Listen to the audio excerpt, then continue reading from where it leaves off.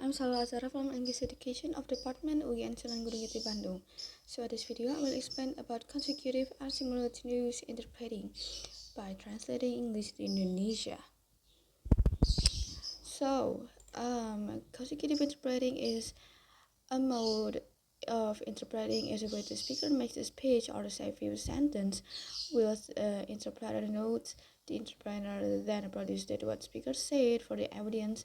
He is normally standing or sitting close to speaker. Use a pad or a pen to take notes and use it to microphone if there is one. Only one the speaker has a penalty and it is his turn to speak. In order to be a good consecutive interpreter, you must be able to listen very actively, analyze what the speaker is saying, make useful notes which will jog your memory of the speech. You can give it back, and then be able to make the speech as it were your own in your active language. First, it's consecutive and simultaneous interpreting.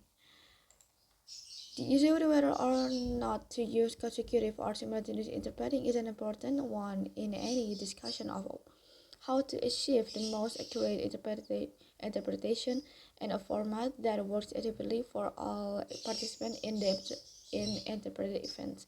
It is important to all concerned sign language, spoken language, interpreting students, interpreter educator, and consumer of interpreting service. We begin our discussion by defining what consecutive interpreting means. Simultaneous interpretation is defined as the process of interpreting into the target language at the same time as the source language is being delivered. It means define the word from the source at the same time. Consecutive interpretation is defined as the process of interpreting after the speaker or listener has communicated one or more ideas in the source language and the process while the interpreter transmits that information. It means to define when they go to translate, say the word that it finished, the source, and then translate it. Second, the role of consecutive interpreting in the education of interpreters. Several problems arise educational programs that do not thoroughly address cognitive model of interpreting after teach consecutive interpreting, primarily through an information approach. This pedagogical approach can lead to difficulties that include the following. First, a student approach interpreting as transcoding activity, looking for the sign, choose what the reflect a particular word versus looking what the deeper meaning of the producing a grammatically and semantically correct interpretation. Second, a student who lack through the groaning and consecutive interpreting immediately begin interpreting in simultaneous mode or not recognizing. Third is students are unaware of the benefits of the consecutive interpreting, so they doesn't know what they will make a decision to making schema to guide them in determining when they use consecutive interpretation. Coakley reviews. He said to include that a resign of the interpreting as a curriculum was needed. His suggestion is that its skill orientation course should be focused on the entire range of skills that like translation, consecutive interpreting, and simultaneous interpreting.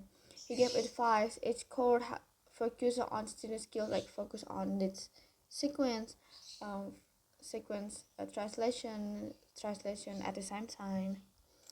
And Coakley also recommends for that skill course to be to their main for the interaction types revealing in the work settings data to better meeting the needs of both interpreting employees.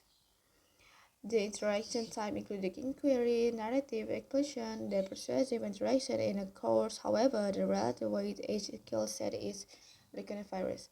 It means like must choose course according to skill, must have the interaction between the source and the translator. Interaction include like qualitative source, parcelized and understood words, using the expository method, providing information, definition, or example, and the persuasion, convincing people. So that is a plan about consecutive and simultaneous interpreting by me. So thank you for attention. See you next time.